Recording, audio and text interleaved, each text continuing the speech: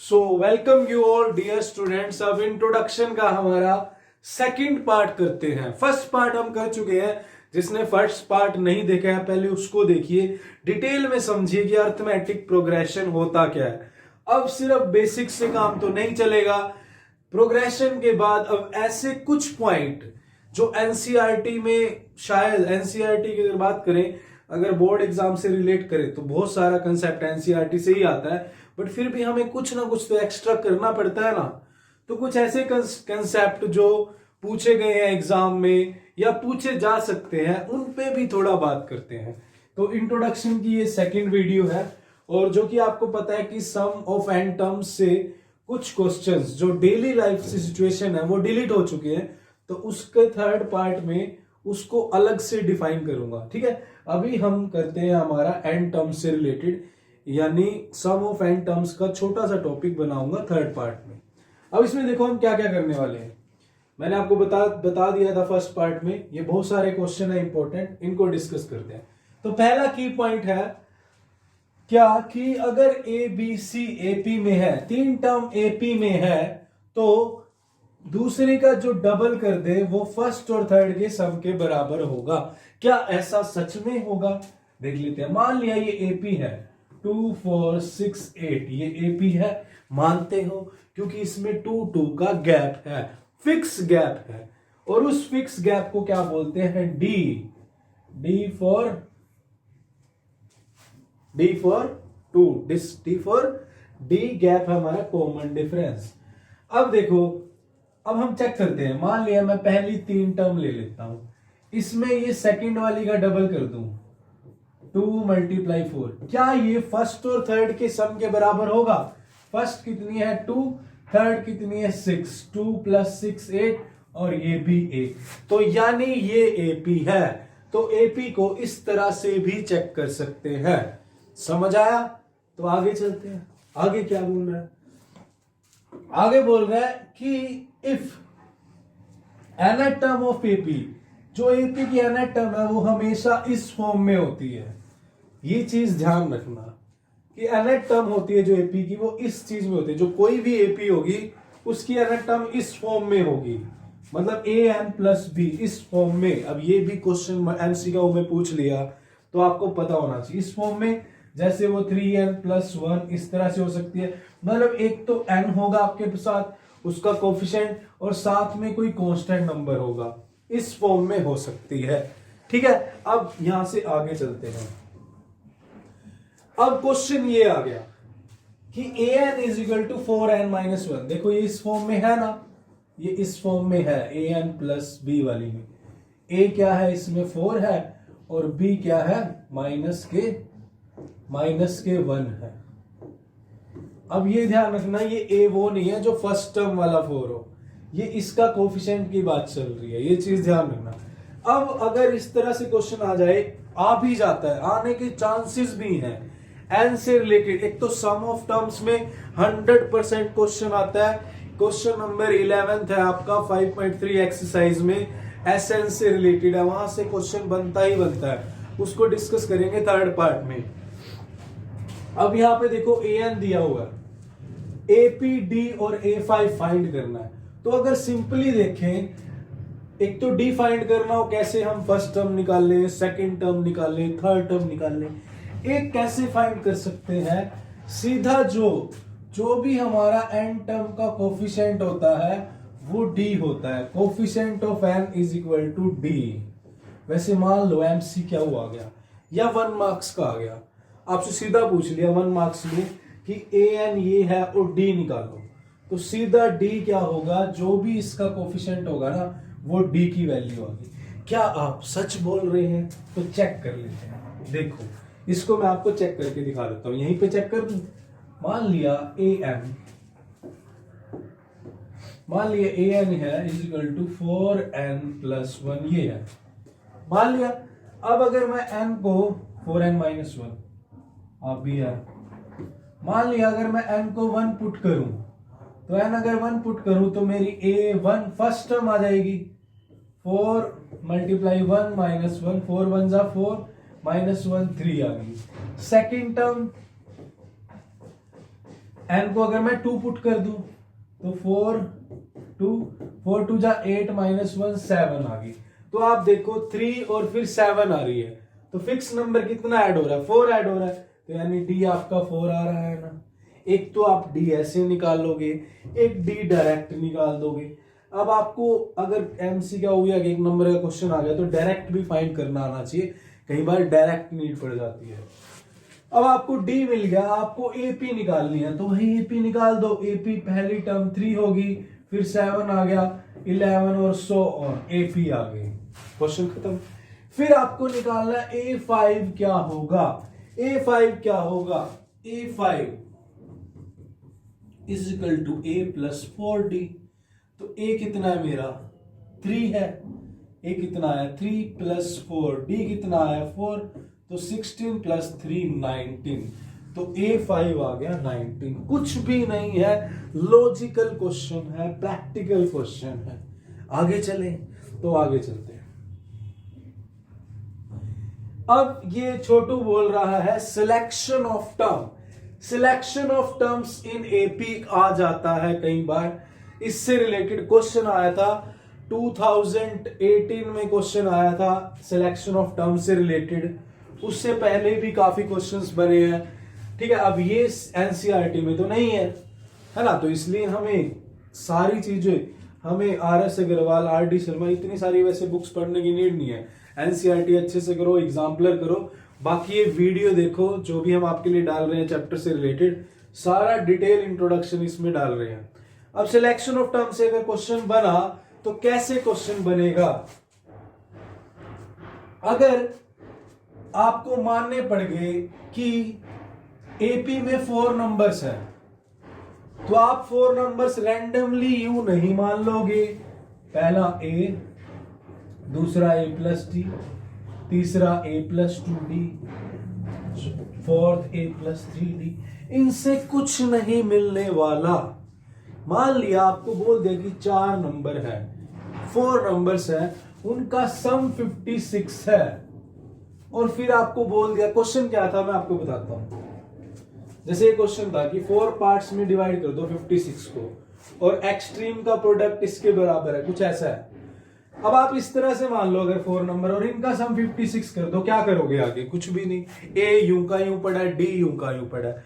तो जब भी 4 नंबर्स का सम दे और आगे कुछ ना कुछ क्वेश्चन होगा, तो जब भी 4 नंबर्स का सम दे या 4 नंबर में डिवाइड करें, तो आपको क्या करना है?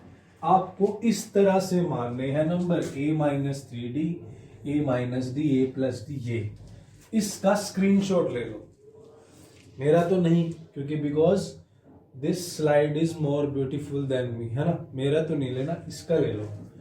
अब 3 नंबर्स में इस तरह से मानने हैं, और अगर 5 भी कहीं ना कहीं दे दे, क्योंकि हमें करने हैं 40 आउट ऑफ 40, तो फिर इस तरह से मानने हैं। इसका स्क्रीनशॉट ले लीजिए। अब मैं आपको बताता हूं, देखो कैसे करना है, याद कैसे करना है आपको। a minus 3D, a minus D, ये इसमें 3 में ये मानना है, और 4 में। देखो मैंने छोटा सा, मैंने वैसे देखा, अगर 4 नंबर मानने हैं तो 432 याद कर लिया, 311 और 521, ये 3 चीजें याद कर ली। 432 ये तो बिल्कुल सिंपल है, 4 के बाद 3 आया, फिर 2 आया, ये तो आता ही है, 2 3 4 कर लो 4। ये 311 और 521, ठीक है। अब 432 से कैसे, मतलब जब भी 4 नंबर की बात करेंगे तो 3 कॉमन डिफरेंस के साथ 3 आएगा, यानी डी के साथ जो नंबर आएगा वो 3 आएगा, यानी 3D माइनस करेंगे, और 2D का डिफरेंस होगा प्लस 2D का। जैसे मान लिया, अब 432 से याद रहेगा 4 नंबर है, तो A के साथ 3D माइनस करेंगे, और 2 का मतलब क्या है? 2 का डिफरेंस होगा, यानी प्लस 2D चलता रहेगा। माइनस 3D में प्लस 2D कर दे तो आएगा A माइनस डी आ जाएगा, फिर इसमें कर दे प्लस 2D तो A प्लस डी आ जाएगा, इसमें कर दे तो A प्लस 3D आएगा। इस तरह से आपको मानना है। अब मान लिया मैंने माना, ये गाना भी है ना, मैंने माना, तूने माना, पता नहीं किसने माना, वैसे मान लेते हैं, मानना तो पड़ेगा ही। देखो 311 की बात करें तो जब 3 नंबर होंगे तो 1d माइनस होगा, a माइनस डी और 1d प्लस होगा। ये वाला तो d है, ये वाला तो है जो a में से माइनस होगा पहली टर्म में से, और ये हमारा कॉमन डिफरेंस है। 1 मतलब प्लस d का कॉमन डिफरेंस है, a minus D plus D, a plus D, a plus D. ये ऐसे लिखने हैं इस तरह से, कितने आसान है। आगे चलते हैं, चले आगे। उसके बाद अगर 5 नंबर हो, 5 2 1, इसका मतलब क्या है कि 5 नंबर हो तो 2d माइनस होगा, किसमें से, a में से, और फिर d कितना ऐड होगा, प्लस d ऐड होता रहेगा, a minus 2d plus d, a plus d। भाई इसको यहां पे a minus 2d plus d, a minus d हो जाएगा, फिर प्लस डी ए, फिर plus D A plus D, फिर इसमें प्लस डी कर देंगे a प्लस 2d। बस ये छोटा सा कोड याद रखो। क्या याद रखना आपको, नंबर्स की बात हो, इस चीज को अभी खत्म कर दो, बिल्कुल इसको माइंड में फिक्स कर लो। अगर यहां से क्वेश्चन बना तो पकड़ लो इसको कि 432 311 और 521, बस आपको ये कोड याद रखने हैं। पहला तो जब 4 नंबर हो, 3 ये वो है जो a में से माइनस होगा, 2 ये डिफरेंस 2d प्लस ही है तीनों में, ये प्लस 2d है, ये प्लस d है, ये भी प्लस प्लस होएंगे, 2 से पता लग जाएगा 2d प्लस होगा। ठीक है, आगे चलते हैं, आगे चलेंगे, चल पड़ते हैं आगे, चले आगे। क्वेश्चन आया था 2016 में भी आ रहा है और 2018 में तो मुझे खुद याद है कि 2018 में आया था ये, जब हमारे बच्चे पढ़ रहे थे बैच के, और उस टाइम भी 100 आउट ऑफ 100 आया था। ठीक है, तो कुछ बच्चों के 90, एक दो के 97, उनके भी 100 लेने थे, वो मेरे फेवरेट थे, बट 100 हम उस टाइम ले चुके थे। ठीक है, और अब आपके लिए तो 40 लेने हैं, सिर्फ 40, वो तो 100 का था, ये तो 40 का है ना, तैयारी तो करनी पड़ेगी। अब देखो क्वेश्चन क्या था, divide 56 into 4 parts which are in AP. ऐसे पार्ट 56 के 4 पार्ट करने हैं जो एपी में हो। आगे बात की बात, आगे चलेंगे, पहले डिवाइड कर देते हैं। तो जब भी 4 पार्ट की बात हो, क्या होगा, 432, मतलब 4 हो तो a में से माइनस करना है 3d, डिफरेंस कितना लेना, प्लस 2d का, a तो यहां पे आ जाएगा प्लस 2d, जोड़ेंगे a माइनस d, फिर ये a प्लस d और a प्लस 3d, बस कर दिया। अब इन सब का सम कितना है, 56 है, जोड़ देते हैं, प्लस प्लस प्लस। तो मेरी बात सुनो, अगर आप इनको इस तरह से मानते, a मानता, फिर सेकंड नंबर को a प्लस डी, फिर थर्ड को a प्लस 2d, फिर फोर्थ को a प्लस 3d, और उसको रखते 56, क्या बात बनने वाली थी। a रहता, d भी रहता, हम परेशान, क्वेश्चन नहीं होगा आसान, कैसे करेंगे काम। तो जब भी 4 नंबर होंगे तो इस तरह से मानने हैं, बात समझ आई। अब इसमें क्या बेनिफिट होगा, इनको जोड़ेंगे तो माइनस डी और प्लस डी, माइनस 3d और, ओ भाई इतना आसान हो गया है ना। तो अब चारों को जोड़ दें, a प्लस a 4a हो गया, 56 आ गया, तो a कितना आ जाएगा, a आ जाएगा 14, मानते हो, a 14 आ गया। अब अगर a 14 आया है तो बस अब आगे पढ़ते हैं क्वेश्चन को। क्वेश्चन क्या है, अब पढ़ते हैं आगे, जितना होगा, जितना पढ़ लिया उसको लिख लिया। आगे क्या है, the ratio of product of extreme to the product of mean is 5:6। तो पहले क्या करेंगे, एक बढ़िया सी लाइन लगाएंगे, लगा सकते हो आप। प्रोडक्ट ऑफ एक्सट्रीम, एक्सट्रीम कौन कौन से थे, ये पहला था, ये दूसरा था, ये तीसरा था, ये फोर्थ वाला था। तो प्रोडक्ट ऑफ एक्सट्रीम यानी 1 और 4, यानी a माइनस 3d और a plus 3d divide by product of mean यानी दूसरा और तीसरा, यानी a माइनस डी और a प्लस डी, इनका रेशो है 5:6। जब तक नंबर ऐसे नहीं मानोगे ये क्वेश्चन सॉल्व नहीं होने वाला। अब देखो इसमें यहाँ पे फॉर्मूला लग जाएगा a माइनस 3d और a प्लस, मतलब a माइनस बी और a प्लस बी का फॉर्मूला लग जाएगा। a मेरा क्या है 14 है, तो मैं पहले को लिख सकता हूं 14 का स्क्वायर माइनस 3d का स्क्वायर, मतलब a square minus b square. ठीक है, एक a क्या है मेरा 14, तो 14 का स्क्वायर। ऐसे ही ये 14 माइनस d का स्क्वायर हो जाएगा इज इक्वल टू 5:6 हो जाएगा। अब मैं इसको यहाँ पे करता हूँ आगे, यहाँ पे एक बढ़िया सी लाइन लगा देते हैं, यहाँ पे सोल्व करें।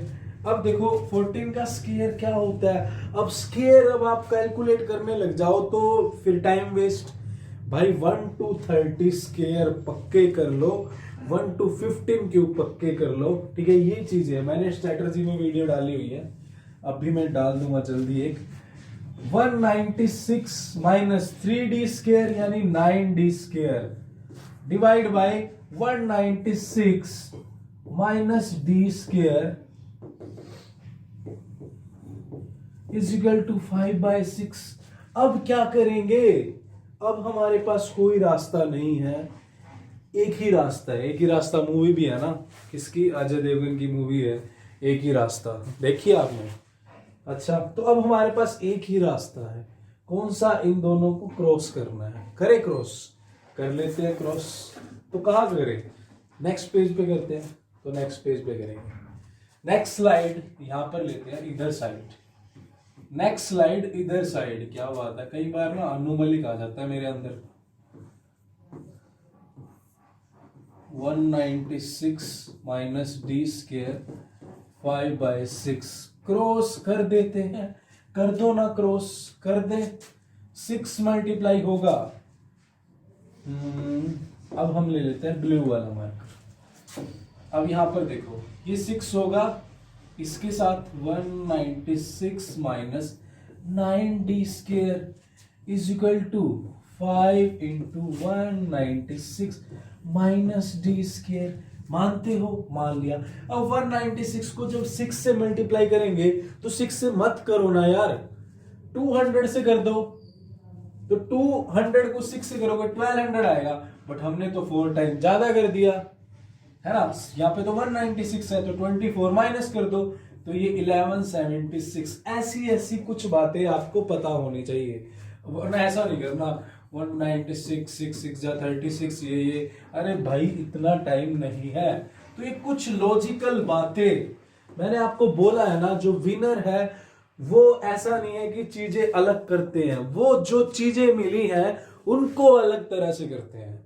आईआईटी क्रैक करते हैं, आपके जो एनटीएससी ओलंपियाड जो यहाँ पे टारगेट लेते हैं, कॉम्पिटिटिव लेते हैं, वो आपके तरह ही है, थोड़ा सा अलग सोचते हैं, थोड़ी सी अलग चीजें करते हैं। 6 9 जा 54 D square is equal to ओ भाई इसको 5 से करेंगे तो हम 200 को 5 से कर लेते 1000, बट हमने 20 ज्यादा कर दिया तो ये 980 आ जाएगा माइनस 5d स्क्वायर।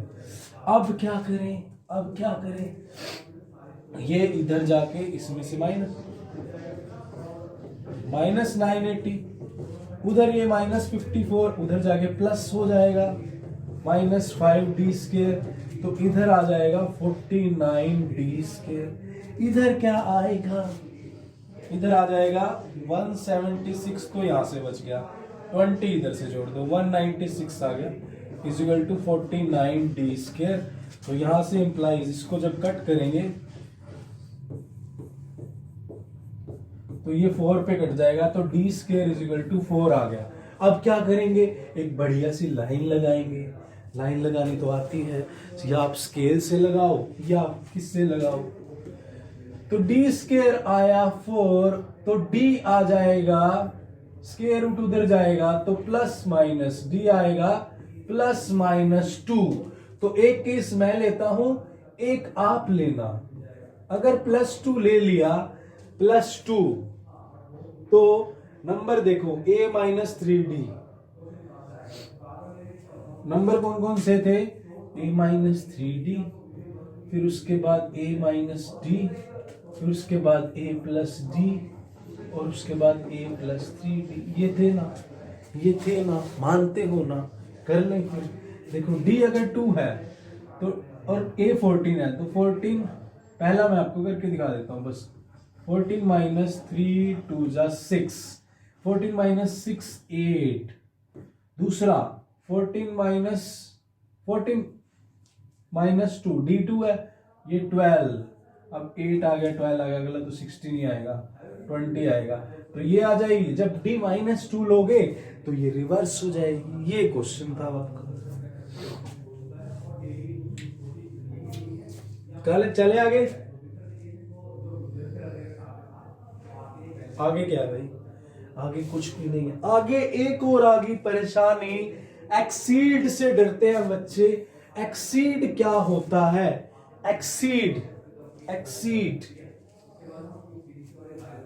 करे एक्सीड। देखो एक्सीड क्या होता है? देखो एक्सीड का मतलब, एक्सीड का छोटा सा एग्जांपल देते हैं। मान लिया एक लीला जी है, एक लीला है और एक शीला है। मान लिया एक लीला है और एक शीला है। समझो इस चीज को, इनकी एज की बात चल रही है और कह रहे हैं जो लीला की एज है वो शीला से 5 ईयर एक्सीड कर रही है। मतलब छोटा सा एग्जांपल दे रहा हूं मैं आपको। या आपको बोल दें कि लीला के पास, एज की बात कर लेते हैं, उसके बाद देखते हैं आगे। तो लीला की एज शीला से 5 ईयर एक्सीड कर रही है, मतलब लीला 5 साल बड़ा है शीला से। ठीक है, अब मान लिया ये 5 ईयर एक्सीड कर रही है। बच्चे गलती क्या करते हैं? मान लो ये 7 है तो ये 12, ये 12 साल का होगा। अगर शीला 7 साल की है तो लीला 12 साल नहीं, लीला भी फीमेल हो सकती है, तो लीला 12 साल की होगी, है ना। और अगर शीला 2 साल का है तो लीला 7 साल की होगी, है ना। मान सकते हो। अब समझने वाली बात क्या है वो मैं आपको समझाता हूं क्वेश्चन के थ्रू। क्या गलती करते हैं? लीला शीला तो हो गया, अब आगे चलते हैं, कुछ नीला करते हैं आगे कुछ क्वेश्चन को। Determine AP was third term is 16। Third term 16 है। थर्ड टर्म हमने पढ़ लिया, उसको a प्लस 2d लिख सकते हैं। वो 16 है, ये माना फर्स्ट। मान लिया, इतना तो हो गया। आगे क्या करें? 7th term exceed the 5th term by 12। बात किस किस की चल रही है यहां पे देख लो। 7th टर्म की बात चल रही है और 5th टर्म की बात चल रही है। अब यहां पे देख लो, अभी इक्वल नहीं लगाता। जो 7th टर्म है वो एक्सीड कर रही है 5th टर्म को बाय 12 एक्सीड कर रही है। मतलब जो 7th टर्म है वो 5th टर्म से 12 ज्यादा है। मतलब अगर 5th टर्म हमारी 4 है तो 7th 16 होगी। अगर 5th टर्म हमारी 2 है तो 7th 14 होगी। ये बात आपको ध्यान में रखनी है। अब मेरी बात सुनो डियर स्टूडेंट्स, अगर मुझे इन दोनों को इक्वल रखना हो तो मुझे क्या करना पड़ेगा? बच्चे गलती करते हैं, दोनों को इक्वल रखे क्या करेंगे? इधर 12 जोड़ना पड़ेगा ना, इधर 12 जोड़ना पड़ेगा ना, तभी तो बराबर होंगे आपस में।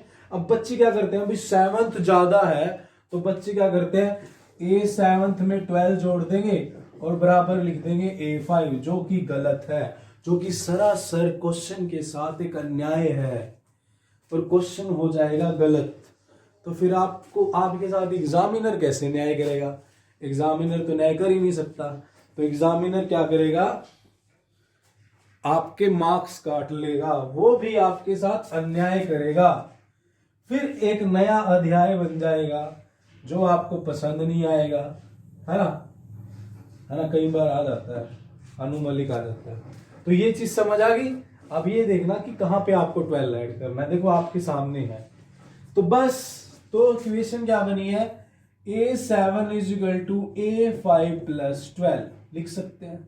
यहां से हम ये भी लिख सकते हैं, चलो भाई A7 माइनस, यहां से हम यहाँ पे बता देता हूं कि A5 उधर चला जाएगा, तो ये भी लिख सकते हैं, ऐसे भी लिख सकते हैं, बट इधर 5 लेके आएंगे फिर माइनस करना पड़ेगा, क्यों टेंशन ले रहे हैं, लिख सकते हैं, बट हम इसी से करते हैं। अब यहाँ पे देखो A7 क्या होता है, A+6D होता है, मानते हो, मान लिया।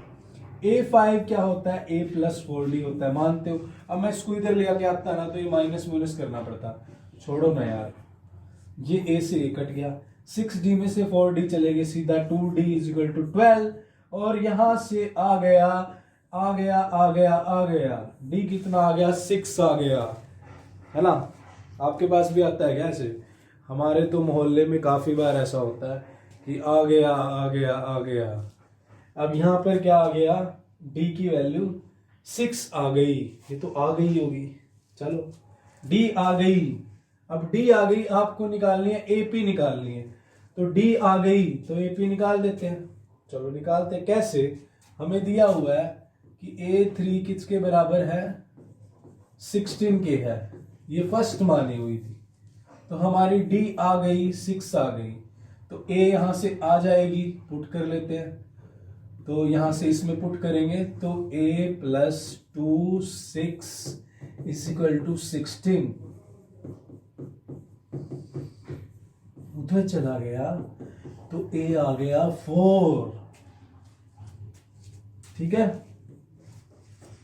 तो A आ गया 4, D भी आ गया। अब AP निकालने में क्या दिक्कत क्या है, A4, D कितना है 6, इसमें ऐड कर देंगे 10, फिर 16, फिर 6 तो आपको ऐड करना आता ही है, तो ये आगे लिख देंगे 100 और ये हमारी बन जाएगी AP। बताओ कितना मुश्किल था, बताइए, नहीं था। आगे चलते हैं, रूट रूट रूट, ये भी बड़ा तंग करते हैं बच्चे को, बच्चे इससे भी डरते हैं, रूट जहां दिख जाए, है ना, यहां पे भी डरते हैं बच्चे। अब रूट वाले क्वेश्चन इसको चेक करना है, क्या ये लीला जी पूछ रही हैं शीला से कि शीला क्या ये एपी है। वैसे भी लेडीज आपस में एक दूसरे से कुछ ना कुछ पूछती ही रहती हैं, है ना, क्या ये एपी है। चलो अच्छी बात पूछी है, वैसे तो बढ़िया बात है, बट क्या ये एपी है तो चेक करें। एपी को चेक करने के लिए हमें क्या करना होता है, अगर डी सेम है तो एपी है। डी कैसे, अगर मैं A2 में से A1 माइनस कर दूं, या मैं A3 में से A2 माइनस करूं, तो D सेम आना चाहिए।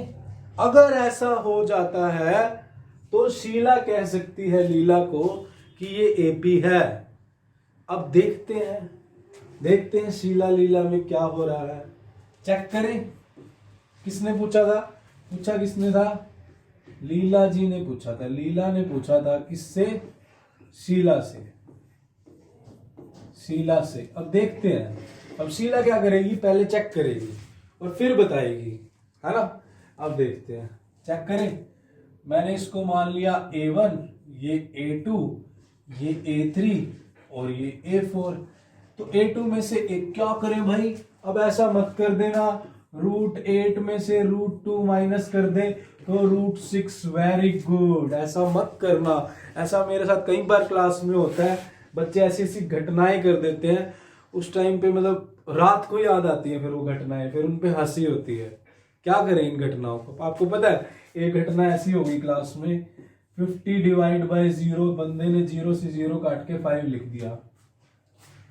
तो अब कहाँ है वो, बस कुछ नहीं, अभी नोबेल प्राइज के लिए उसको रिकमेंड किया गया और बुला रहे हैं। और मैं क्या करता हूँ, मैं रात को सोच के हंसता हूँ इन घटनाओं को। तो ऐसा नहीं करना, ऐसी गलती आपने नहीं करनी, है ना। तो देखो कैसे करेंगे इनको माइनस। पहले तो आप निकालो, क्या निकालो, पेन निकालो।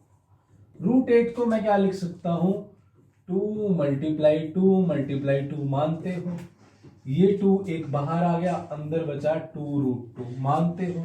ये मेरा 8 आ गया, √8। और मेरे पास पहली टर्म पड़ी है √2, ये पहली a1 है और ये मेरी a2 है, ये a2 है, मानते हो? तो अब देखो 8 को मैं ऐसे लिख सकता हूं, तो मैं अब d चेक करता हूं, a2 माइनस a1 करता हूं, a2 minus a1 is equal to 2√2 minus √2, तुरु हो गया, तो 2√2 गाना भी रहा है, तो रहा है ना, 2√2 है ना, 2√2 में से √2 गया तो √2 आ गया, √2 आ गया, यहां तक तो आ गया। पर भैया इतने नहीं, अब लीला जी बोल रहे हैं शीला जी इतने से बात नहीं बनेगी, इसको और भी चेक करना पड़ेगा। कर लेते हैं, हम तो चेक करने के लिए आए हैं। √18 को देखते हैं, √18 को क्या करें, इसको लिख सकते हैं 2 3 6 3, वाओ टेबल तो आती है यार। तो मैं इसको 3 का पेयर निकाल देता हूं और अंदर √2। तो लीला जी, शीला जी कह रही हैं लीला जी इसको ऐसे भी लिख सकते हैं, लिख दिया।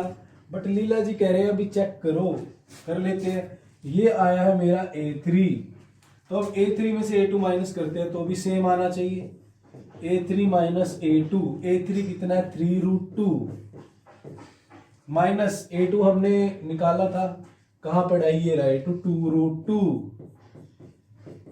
3√2 में से 2√2 माइनस हो गए, 3 मैन में से 2 मैन चले गए, तो क्या बनेगा 1 मैन, है ना।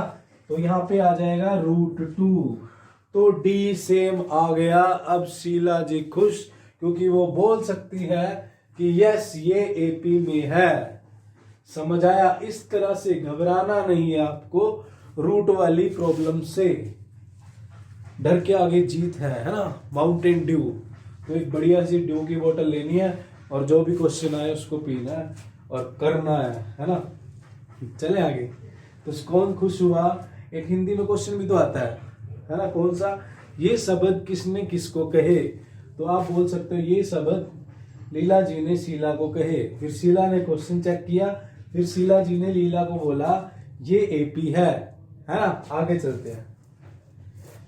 अब आता है डिविजिबल और मल्टीपल।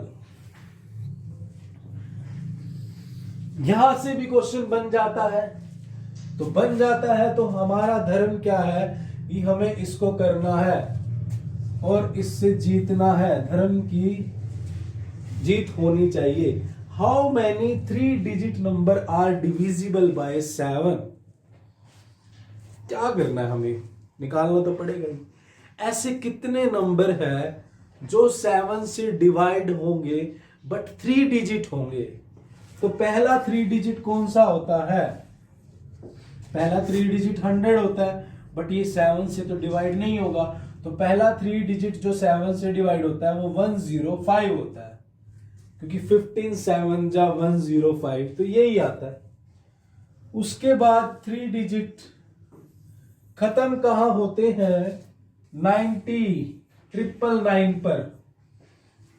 उसके बाद तो 1000 आ जाएगा, है ना। हमारी काउंटिंग में तो 1000 आता है, आपकी में भी 1000 ही आता होगा, है ना।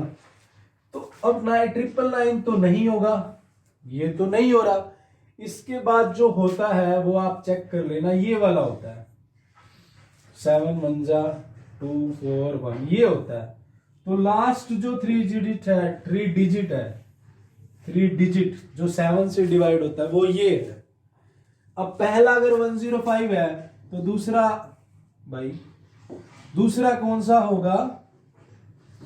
दूसरा 1112 होगा, क्योंकि 7 ऐड करेंगे वही 7 से डिवाइड होगा, फिर 7 ऐड करेंगे 119 एंड सो ऑन। बस अब आपको निकालना n, सब कुछ तो दे रखा है, n निकालने में क्या दिक्कत है? तो फिर लीला जी ने बोल दिया, किससे? शीला जी से,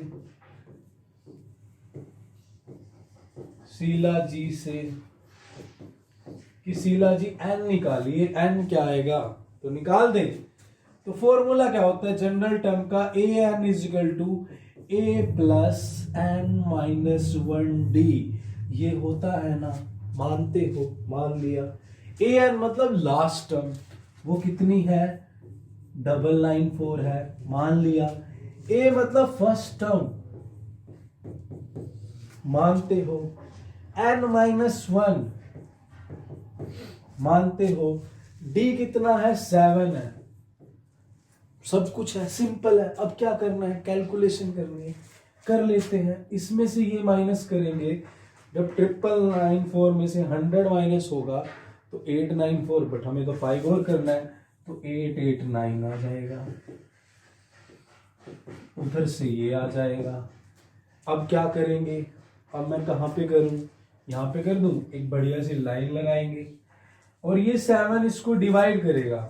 तो यहाँ पे आपको वैसे करके दिखा देता हूँ, जब 8897 को जब डिवाइड करेगा, 7 1 जा 7, 7 2 जा 14 और फिर 7 7 जा 149, 49, 7 7 जा 49, तो 127 इक्वल टू n -1, तो -1 उधर चला जाएगा, +1 तो n आ जाएगा 128। तो शीला जी जवाब देने लायक हो गई है कि n कितने हैं टोटल, ऐसे 3 डिजिट कितने नंबर हैं जो 7 से डिवाइड होंगे, 128, इतने सारे। तो आपके लिए क्वेश्चन ये है कि 100 और 500 के बीच 7 से डिवाइड होने वाले कितने नंबर हैं। अगर क्वेश्चन आंसर आ जाता है तो आप उसको कमेंट में राइट करिएगा। देखो जो टॉपर होते हैं वो पेपर से पहले ही बहुत सोच विचार कर लेते हैं, ताकि पेपर में ज्यादा सोच विचार ना करना पड़े और फटाफट क्वेश्चन करे और सॉल्व करते हैं जो टॉपर होते हैं। क्योंकि एग्जाम से पहले जितना मर्जी तंग होना है हो जाओ, जितना सोचना है, विचार करना है, एफर्ट करने है, लगा लो, बट एग्जाम के टाइम में फ्रेश माइंड से खुश होके आना है। ठीक है, तो अब शीला जी भी खुश, लीला जी भी खुश, क्वेश्चन आ गया। दूसरा क्वेश्चन करते हैं। तो उसके लिए सबसे पहले क्या करेंगे, जैसे वो रेसिपी नहीं होती है, 1 चम्मच दही लेंगे हम, सबसे पहले बोर्ड को साफ करेंगे, फिर उसमें थोड़ा सा जीरा डालेंगे, फिर उसको 2 मिनट के लिए पका देंगे, फिर उसको ठंडा होने के लिए छोड़ दो। जैसे ही वो ठंडा हो जाएगा आपकी आइटम तैयार है ना। अब करते हैं क्वेश्चन नंबर 14। सबसे पहले ब्लू मार्क कर लेंगे। How many multiple of 4 lie between 10 and 250। 10 और 250 के बीच में कितने ऐसे नंबर हैं जो 4 के मल्टीपल हैं, यानी 4 से डिवाइड होते हैं। पहले में पूछ लिया 7 से डिविजिबल है, तो 7 के मल्टीपल भी पूछ सकता था। इसमें 4 से डिविजिबल भी पूछ सकता था, मल्टीपल पूछ लिया। मैं वही तो कह रहा हूं कि पापा को हम what is your father name तो बोल ही सकते हैं, what is your mother husband name पूछे तो भी पापा ही आएंगे, और अगर ग्रैंडफादर सन नेम पूछे तो भी पापा ही आएंगे, और आपके ब्रदर के डैडी पूछे तो भी पापा ही आएंगे। भाई पापा कितने तरीकों से पूछ सकते हैं, ये ध्यान रखना। चले आगे, तो आगे चलते हैं, आगे चले। देखो कैसे 10 और इसके बाद 10 के बाद 4 से डिवाइड होने वाला कौन सा है, 12 है। तो पहला नंबर आ गया 12, बधाई हो। दूसरा 16 आ गया, पहला नंबर मिल चुका है। 250 के पहले कौन सा जो 4 से डिवाइड होता है, आई थिंक 248 होगा, बधाई हो, 248 मिल चुका है, बधाई हो, सारे नंबर मिल चुके हैं। अब क्या निकालना है, अब तो एन ही निकालना है। एन कैसे आएगा, an is equal to a plus n minus 1d। तो a कितना है, a तो मैंने लिखना ही नहीं, मुझे क्या लिखना है, an लिखना है, an लास्ट टर्म 258 है, इक्वल टू a कितना है 12 है, प्लस n माइनस 1d कितना है 4 का गैप है, d 4 है, इसमें से 12 माइनस कर दो 236 आ जाएगा, फिर इसको 4 से डिवाइड कर दो। 4 से डिवाइड करेंगे तो ये आ जाएगा, n की वैल्यू क्या आएगी कमेंट बॉक्स में राइट करना। आप कमेंट बॉक्स में रखोगे कि n 60 आया है, मैं नहीं बताऊंगा आपको कि n 60 आया है, आप बताओगे मुझे, ठीक है। आप मुझे बताओगे कि कमेंट बॉक्स में n 60 आया है, मैं आपको नहीं बताऊंगा, ठीक है। चलते हैं आगे, नेक्स्ट क्वेश्चन।